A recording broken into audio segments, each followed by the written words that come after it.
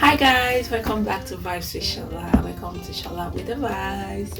If you're a new subscriber, please do not forget to press the subscribe button, and also do not forget to like, share and leave a comment. To my returning subscribers, you guys are the OGs. Thank you so much. So today is basically a get ready with me video, why I tell you some of the things that has shocked me in the UK that we're all living in, because there's some things that I've seen. I'm like, okay, I mean, you expect to learn new things when you go into a new country. So yeah, we're just gonna do my makeup while I gist you guys in things. Let's get right to it.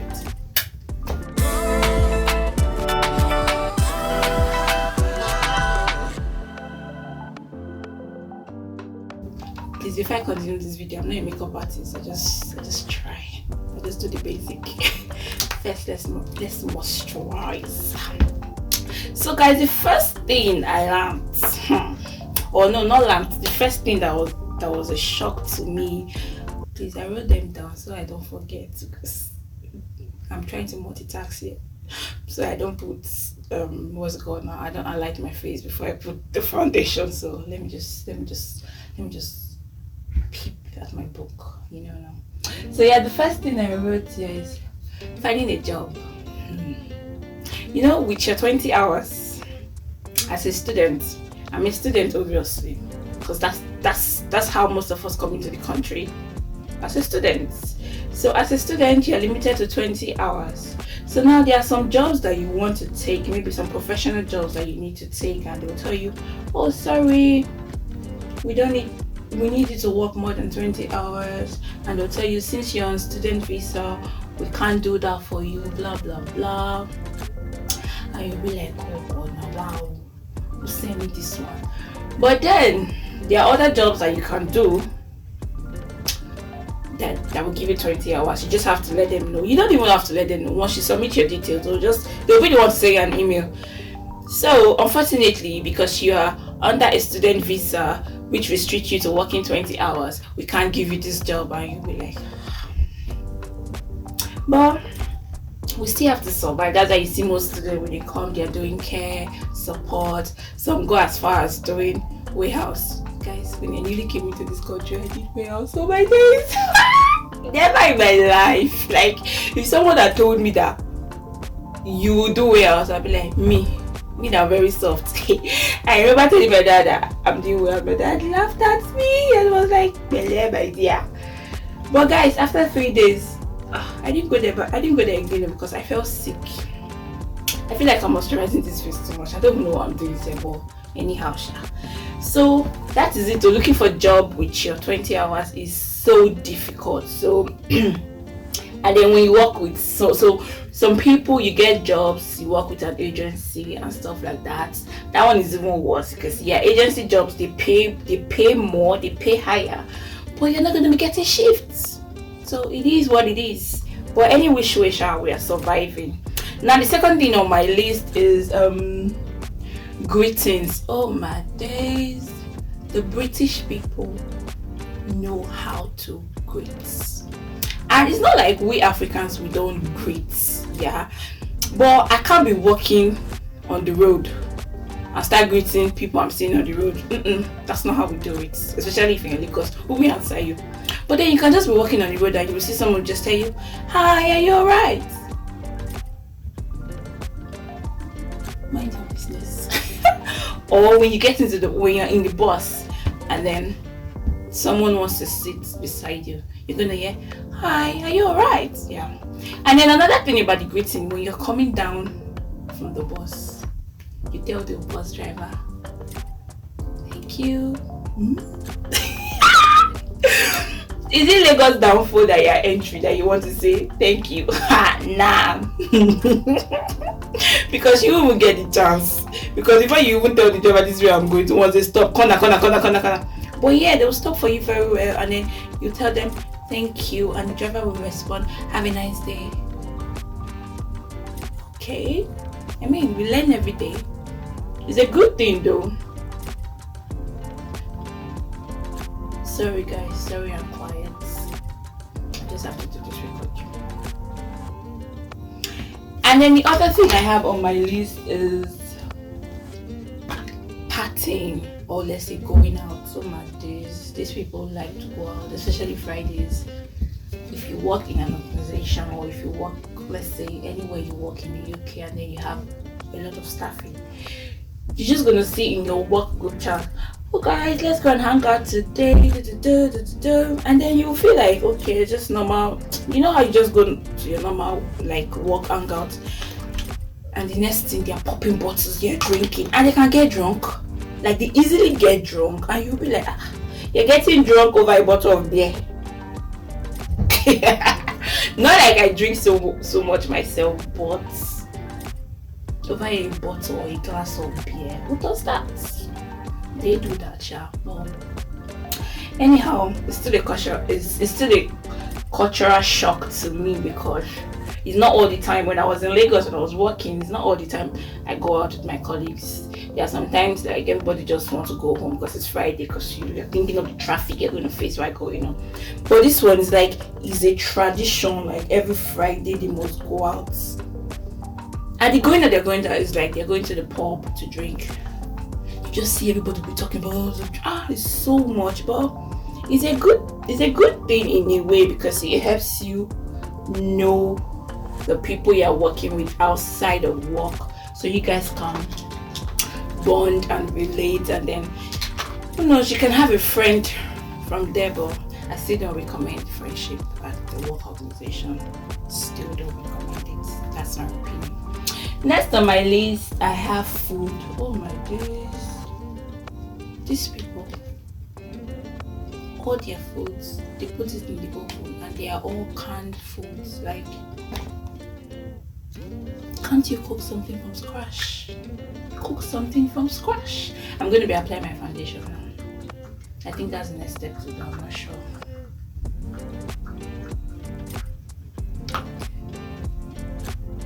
So I work in a care home, and then when we want to make dinner,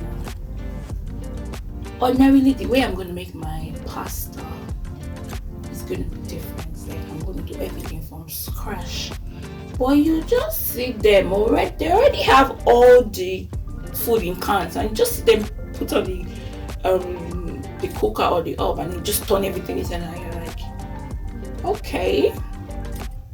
Let me not lie to you, I've actually tried it once in my house when I got back home, and I was so tired. I'm like, you know what, let me try this thing I've been seeing them doing at work. Let's see. It wasn't bad after all. It came out nice, to be fair, and it saved me a lot of time, because the time I was supposed to use to blend my tomatoes and everything, I just bought the already processed one that's in the I think it's in a tin or something. So you already have your onion, your tomatoes, everything is blended. It's like a sauce. So you just parboil your spag, just put, if you want to use beef or anything, just mix everything together, your food is ready.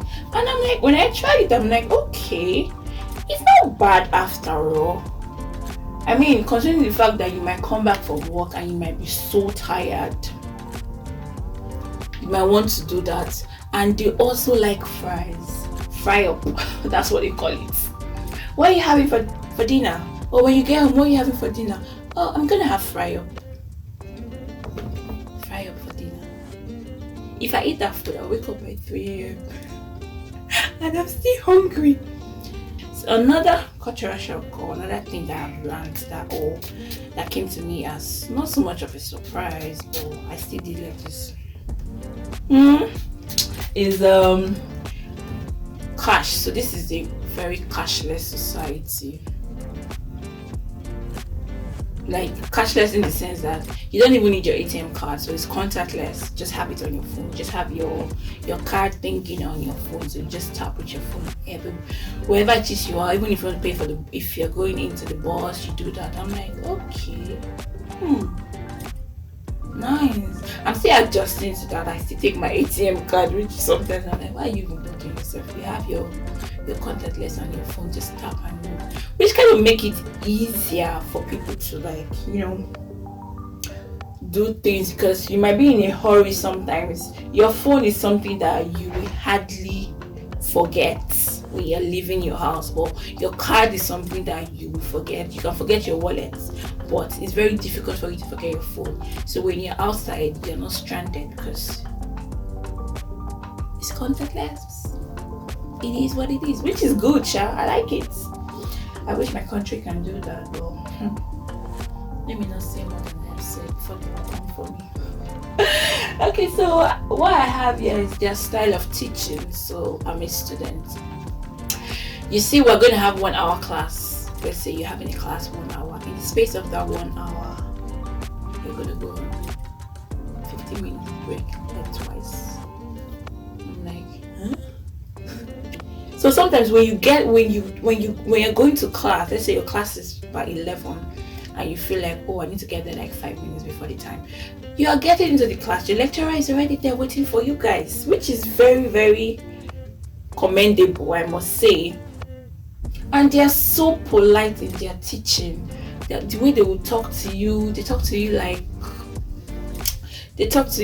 oh yeah, you are their daughter or you are their child or something. Like the way they speak to you so calmly. You can always like go back to them. Sorry guys, there's something that is on my forehead. I'm trying to see what's that. You can go and talk to them and just like you feel so safe. Like you don't feel like they're gonna judge you. They will even ask you, are you stressed? Are you mentally stressed? We have a department that attends to mentally like if you're mentally stressed, you can go there, they'll talk to you, they'll put you through, and I'm like, mentally stressed? For why? So guys, the next thing on my list is pronunciation. This one if I've been saying a lot of things, you see this particular one is the one that really like got to me, because I'm like, you pronounce something. So the thing is with the British people, they don't pronounce as spelt. Take for example, Greenwich. That's how it is. So Greenwich. So it's green and then witch. Typical Nigerian, but it's Greenwich. But no, they'll tell you that's not how to pronounce it. To pronounce it as Greenish. So greenish is the right pronunciation. But you're looking at the spelling and you're looking at the person pronouncing it for you. And you're like, what? Not be juju be that. Next on my list is the British people. They love to apologize over this. They apologize for the slightest things. I'm not saying it's not good to apologize. It is good to apologize. But there are some things that you don't just apologize for. You just let it be. You can just, oh, I'm so sorry. Are you okay? Sorry. Are you... Yeah, I might be like, what are you telling me sorry for? Oh, it's fine. No, sorry. Next on my list is I have to do that for this one. So the British people, they like to drink tea or coffee. You'll be at work, somebody will take coffee for like 1 million times before the end of business, before the close of business. And when they're going to make coffee, like let's say I'm standing up from my desk and I'm going to where the coffee stand is. As I'm standing up, I'm just going to turn. Does anyone fancy having a tea or coffee?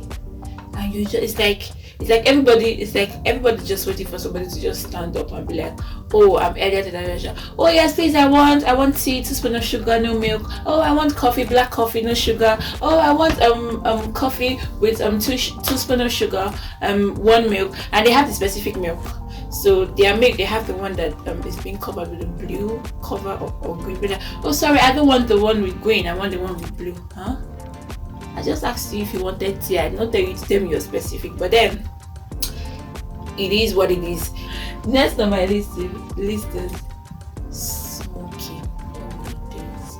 I can actively tell you guys that I'm a passive smoker. Yeah. It's for some of you that might not know what passive smoking is I just inhale different smoke from people.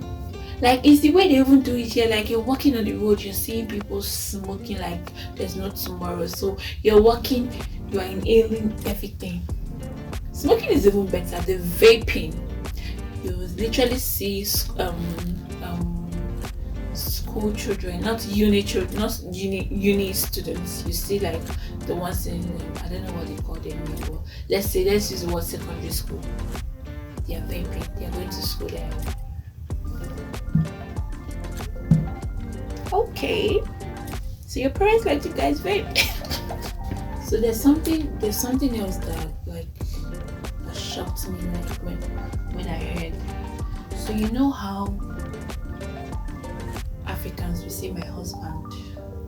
Don't say my husband here. What is my husband? My partner and I.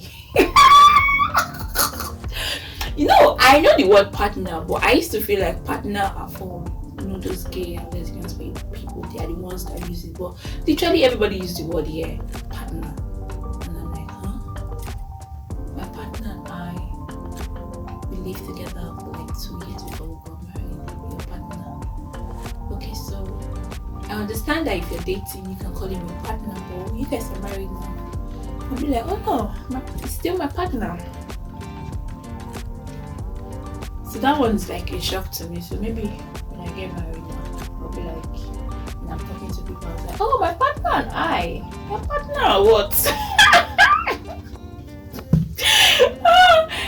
Except it's a white man I get married. If I'm married a black man, partner kill you there. See, I'm too African, I'm too Nigerian, I'm too Delta for some kind of things I see and I experience here. Partner, call partner. Please, I'm nobody's partner. I'm your wife. Yeah. You're my husband. That's how we were taught. But then, as you go on in life, you learn and unlearn. But you see this one, I am not unlearning it though. It's sticking with me. You're my husband. I'm your wife. Don't call me your partner. What are we doing? So another one is, how this one I like this one because it gives a little bit of organization. So it's more like you're queuing for stuff. So how maybe you want to use the ATM, how you queue, and then someone will just come from behind and be like, oh, because I'm this, or because or because you feel like you have power, because you came down with some security, you have to use the ATM before me. Or let's say you're at the shopping mall, you want to get something because you're wanting to say, hello, you are going to stay on that queue, except maybe you're really, really old or you're disabled.